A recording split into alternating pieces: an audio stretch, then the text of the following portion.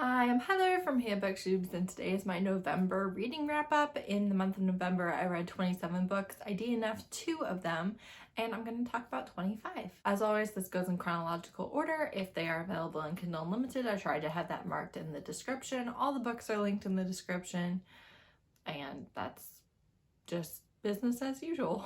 All right, I started off November with Styx, which is the #1 by Layla Frost. I gave this book 2 stars. I had DNF'd this in January or February at like 30%. The love interest still had not materialized. He is incorporeal and not a ghost, but appears to be a ghost in her house that was her grandmother's. And it takes 50% of the book for him to get a bodily form, a physical form. And the humor really just missed for me. There was a lot of things that were supposed to be funny that I just wasn't super amused by, and that was a lot of the book. And again, it takes like 50% for them to actually be together in the same room. That's that. It's supposed to be like a paranormal 4 horsemen type thing, but whatever, wouldn't recommend. Then I read Anti-Racist Ally, An Introduction to Activism and Action by Sophie Williams. Oh crap. I thought I wrote down who recommended this to me. I think it was Weekend Reader on Instagram. I will make sure I link them in the description. This is a novella. It's short, it's beginner, refresher. I thought that I did a pretty good job of kind of pointing out the one point that I really think is kind of the biggest problem for white people to become allies, and that's the idea that racism is bad. I'm not a bad person, so I can't be racist. And that is like quoted out of the book. I thought I did a good job with that. If you have already done the work of learning about any of this, then probably nothing new. I would say it's a really good first stepping stone, and it would also be a really good one to recommend to friends and family because it is so short that it's not a huge commitment for somebody who maybe isn't wanting to spend that amount of time learning about racism and how to stop it. Then I read Fall Into You by Georgina Kirsten, and I gave this 5 stars. This is a sapphic fall friends to lovers, childhood friends to lovers. I can't remember now if it's black love or not. I know our main character is black and big and curvy, but I can't quite remember about the love interest. But there is a toxic mother. Our main character ran away from the altar of her wedding and has now also moved and is trying to kind of start a life where not everybody knows that she sheltered her fiance. It was just really sweet. It was sweet, steamy, short. It was just really enjoyable. Then I read Sing Me to Sleep by Arm Virtues. I gave this 5 stars. This is the first in a new series by him. It is consensual non-consent with a paralysis demon. I loved it. There are content warnings for home invasion and loss of a loved one, violent loss of a loved one, but I loved it. There was a lot more plot than I was expecting in this book, and I actually really enjoyed that. I loved the world that he was setting up. I really loved the interactions between our demon and our main character. Just delightful. Fantastic. Then I read Gunmetal Magic, which is Kate Daniels' 5.5 by Ilona Anders. I gave this 5 stars, and it was actually a surprise for me. This is a longer book about Andrea and Raphael, and they are not my favorite, especially at this point in the series. Andrea just has a lot of issues, and I have a hard time being on her side while also feeling sympathy for her, and I didn't want to read this book. I had no interest in reading it. I didn't want to read it. I was dreading it for the whole read-along that we've been doing, and I ended up loving it. I was really pleasantly surprised, especially because the previous novella about these two really met my expectations and I didn't enjoy nearly as much as the rest of the series. But this one, I really felt like they did a good job not blaming one or the other, kind of being a little bit mad at both of them and also just rooting for them. And the mystery itself I enjoyed as well.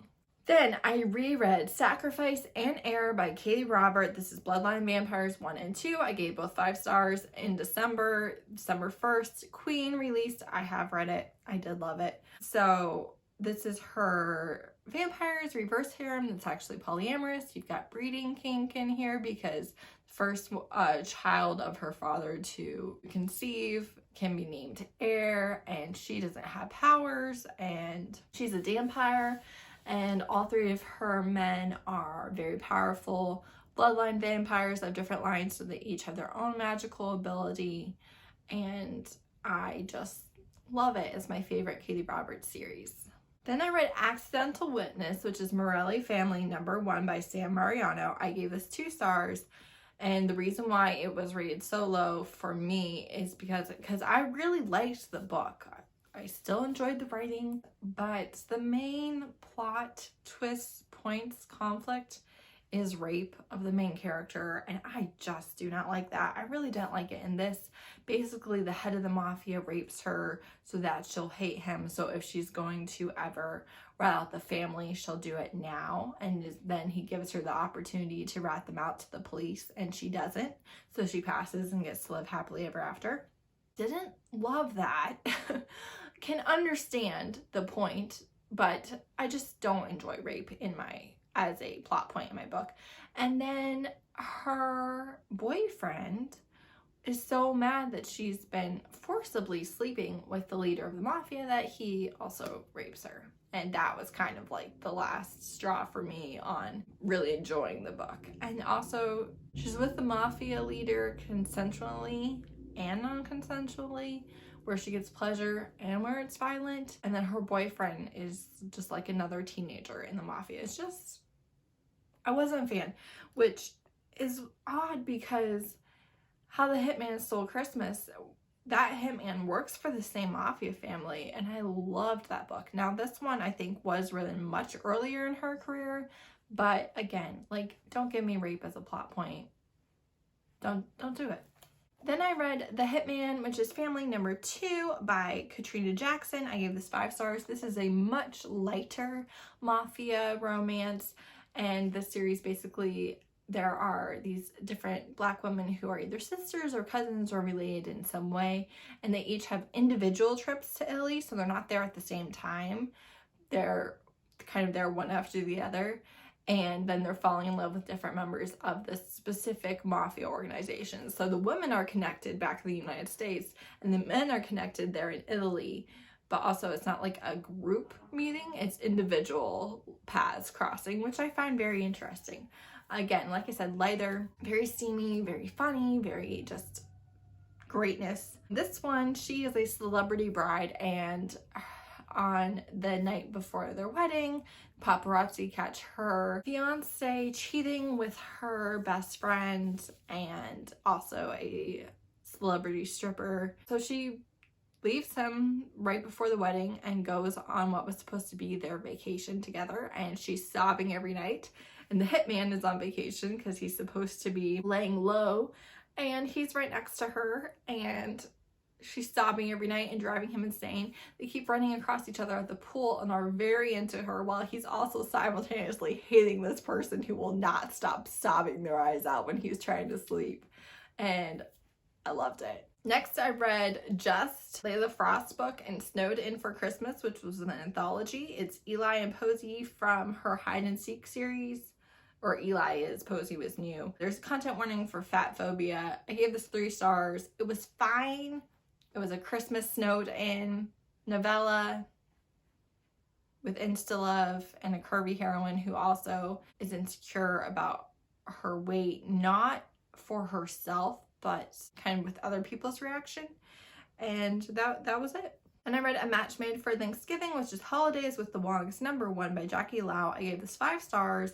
I had read the Chinese New Year one back in February and had actually bought this last year but hadn't read it. And it's just so funny and light and sweet. They have a one-night stand, and then his parents set up all 4 of their children with surprise blind dates for Thanksgiving for the family meal, and she is his brother's blind date, and he just slept with her and can't get her out of his head. It's very sweet. There's lots of stuff about food. You have Chinese Canadians. They're so sweet. They're so sweet. Low angst, low conflict, low drama, just delightful. Then I read The Tyrant Alpha's Rejected Mate by Kate C. Wells, 5 stars. Loved this book so much. Favorite book of the month, hands down. He was never intentionally cruel, which was a big factor for me, but he makes a lot of mistakes. He's the alpha. He rejects her as his mate. She's very weak. She's disabled. She was injured so badly as a child that being a shifter, she still wasn't able to heal completely. So she has a limp, a bad leg, and has also never shifted into her wolf before. Yeah, the rejection scene is in front of everybody. It's pretty brutal. After that, you get his POV, and he wasn't trying to be cruel or brutal. He was honestly trying to protect her, and I loved it because she was not just weak and timid, although she had some of those traits, and he was not just lording it over everybody, although he also had some of those traits. But there's a lot of things that he just wasn't omniscient. He didn't know everything, and because he didn't know everything, he couldn't make the best decision for everything or help everything, but he was doing the best he could. But like, if he listened to her, he'd be doing a lot better. I loved it. It was so good. I don't even like rejected mates at all. It's like a surefire way for me to skip a shifter book. It was so good. Then I read Bound by Vita Weiss. This was an arc. It's not coming out until March of 2022, I think. 5 stars. It was a kinky, smutty, wild time. So basically you have this, I think she was a harpy. Their clan basically was defeated, and she's gone into battle against these 2 shifters frequently. Yeah, I don't think they're the same shifter, but they are part of the same pack or clan, and their leader, I think, might be involved with them somehow in like a future book. But they basically are hate and also attraction. So while they are not okay, I don't know how I can explain this book. They're not nice to her, but also they are caring for her. So they are not in any way trying to be unnecessarily cruel or any of those things. And basically they all bang out, and there's a lot of humiliation. There's a lot of kinks.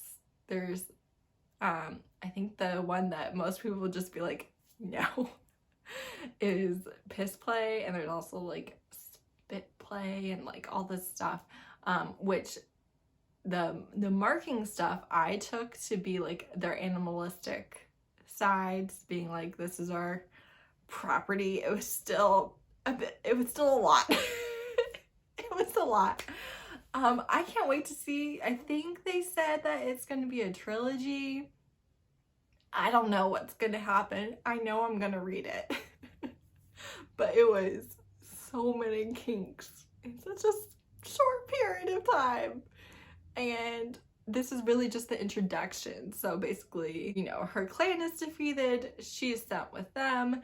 And they bang out on the journey to their pack lands. And it just kind of stops there. So coming in March 2022, I'll probably read it again when it comes out, the final version. But whew, it was a lot. And I loved it. Then I read Duke of Renown, which is Dukes of Distinction #1 by Alexa Aston. I gave this 3 stars. I read this because my sister said that it was very low in conflict.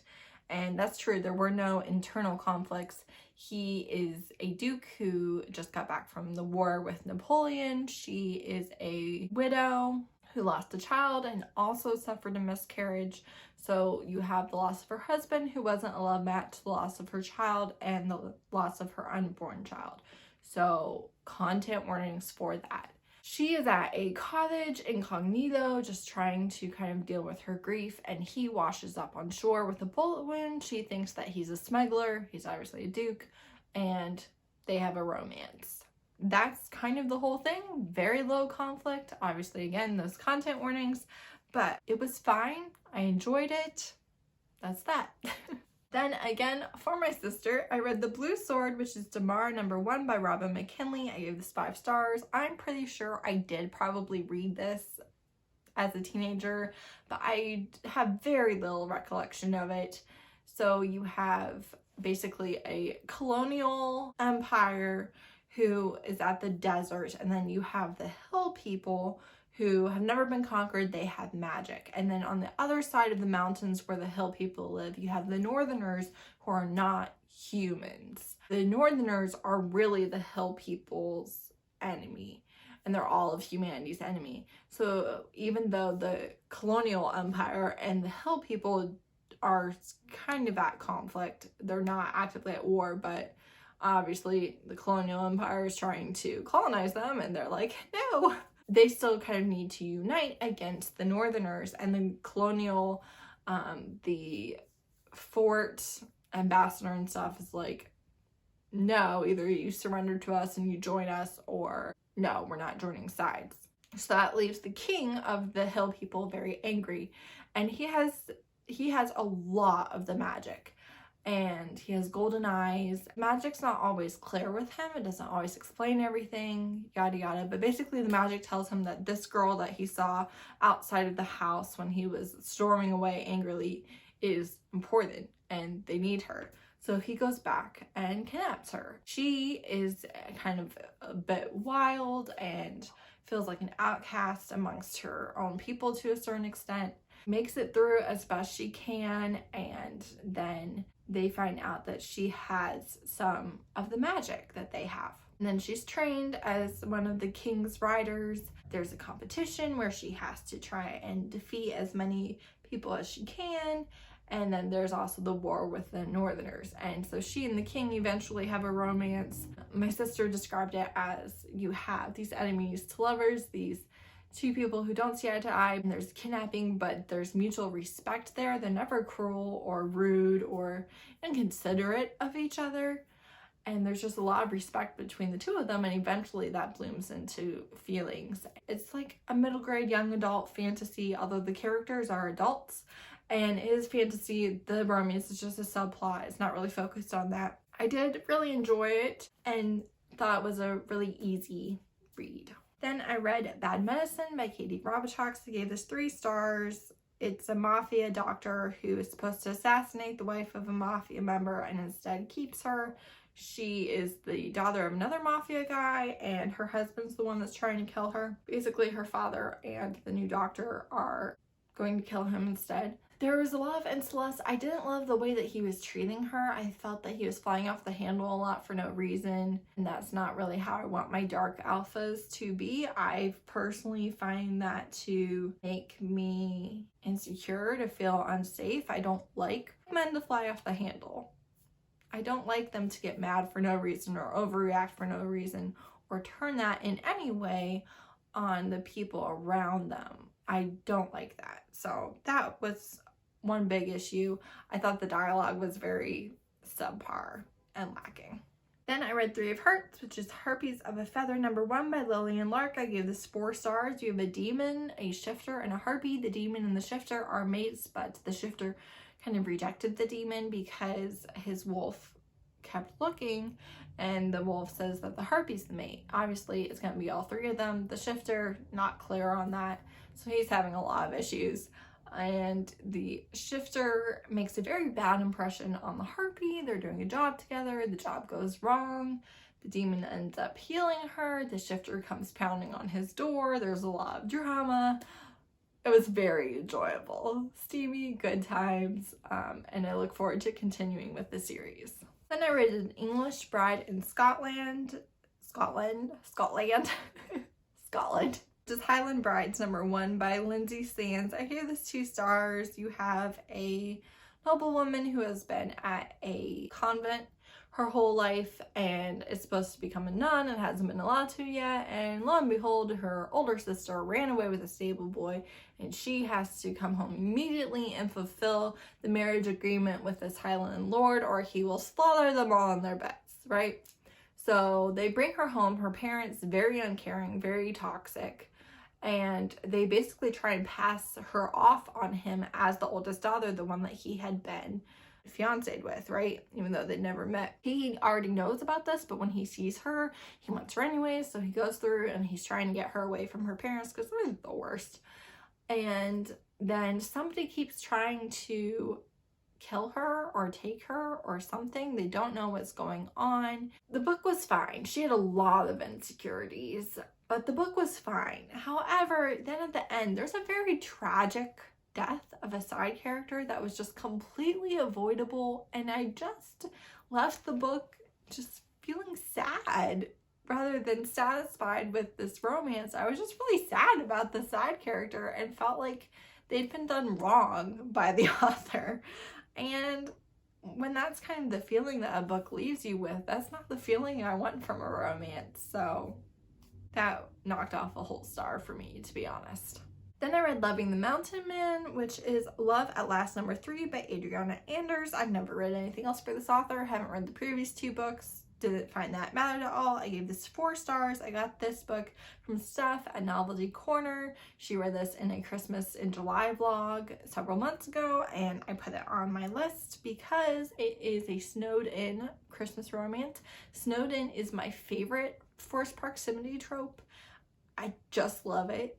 And this one, you have a woman who goes to her boss's Christmas party, and lo and behold, it's just her. He forgot to tell her the party was canceled, and he basically does sexual harassment. She runs away, crashes her car very traumatically, almost dies, and the mountain man rescues her. He is a veteran who lost his leg in the Afghanistan war, so that would be a content warning. And he was homeless for a while, has some PTSD type things. He has a very loving family, but he just has kind of cut himself off. And obviously he opens up to her and she to him. They're very sweet, snowed in together. One thing I really didn't love was just how she kept asking about his injury and the war and his leg, and just like asking these kind of invasive questions and being like, oh, sorry, I shouldn't ask that. And it's like, but you keep doing it. And I personally just would never do that. I would find that so uncomfortable to just be asking people invasive questions. Like, so that bugs me. Then I read Roosevelt, which is Steelbones Motorcycle Club 2.5 by Katee Wills. I DNF'd this in October, I think. Picked it back up, 3 stars. They got together when the book was over. She's an older woman, he's a younger man. They've worked together in the same restaurant for forever. She's supposed to own the restaurant, but her brother swindled it out from under her when their grandparents died. So brother, domestic abuse, very toxic sibling. She's not making it. So she leaves and she doesn't contact him, and he's trying to get hold of her and she won't answer. He ends up pledging to the Steelbones Motorcycle Club and getting injured, and she comes and sees him, and that's where it ends. Just definitely my least favorite thing I've read by Katee Wills. Not bad, just my least favorite. And she was a plus side main character with a lot of insecurities. Then I read The Stone Sky, which is the Broken Earth Trilogy #3 by N.K. Jemisin. I gave this 5 stars. I really loved reading this for the read along on Beautifully Bookish Bethany's channel. I really enjoyed talking about it with everyone. You have a world that is full of cataclysmic events. It's constant end of the world set up, and you have origins who can control the earth. They have earth magic, and they are treated as just the scum of the earth. They are treated as less than human. They are treated like tools and dangers and just horrific. And that you can see a lot of social commentary on the way that, well, really any marginalized people have been treated in society. And I thought it was brilliant. You don't have to understand what's happening. You'll get there. You're not supposed to understand. And I just found it to be very clever. I cried in every single book. It's a really fabulous adult fantasy series with no romance. Don't be counting on a romance.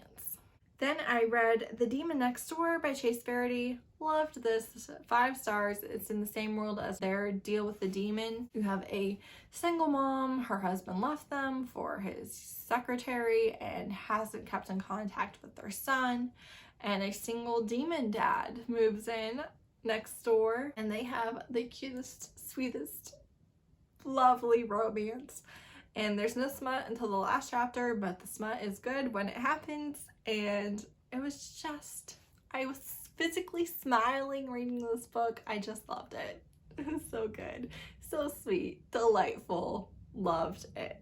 Then I read An Ill-Advised Rescue, which is Kate Daniels' 5.8. I gave this 4 stars. It is a novella about rescuing Simon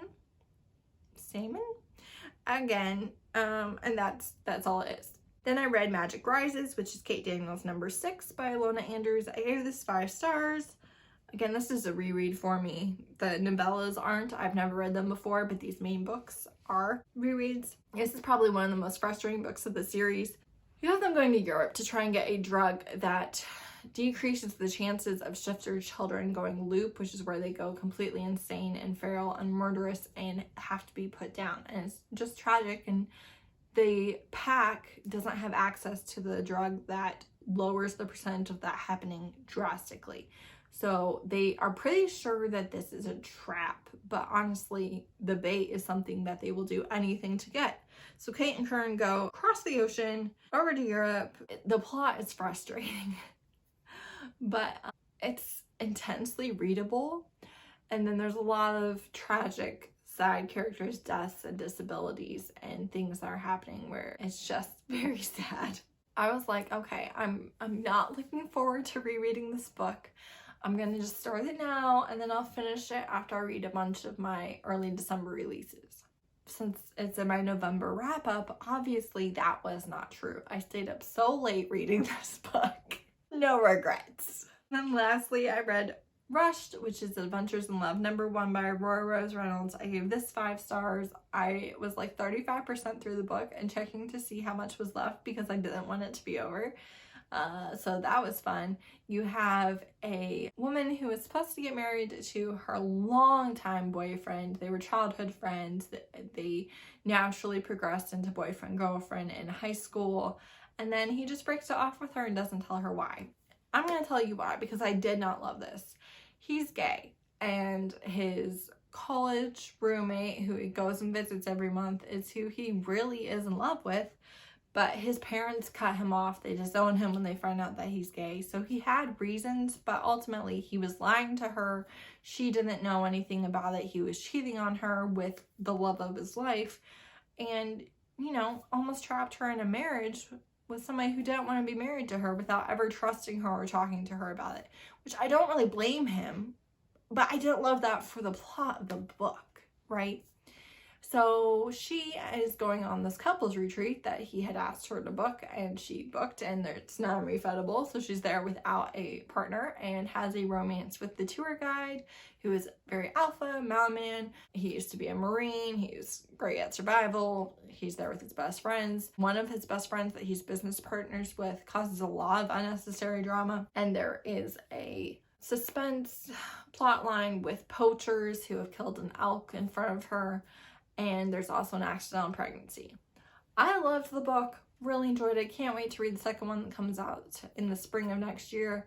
But obviously lots of reasons why you might not love the book. But insta love, I see you, I know you're the one. I'll give up my entire life to be with you. So if that's not your jam, don't read. If a insta love, alpha, possessive, jealous guy is your jam, you'll probably like it, especially if you like low angst. So that's it. That's all the books I read in November. Let me know your favorite book, how many you read. Oh, I did want to mention, I did read every day in November, at least a chapter, so I was really happy with that. So that's the real win. But yeah, I was really happy with my reading. So thanks so much for watching. Bye.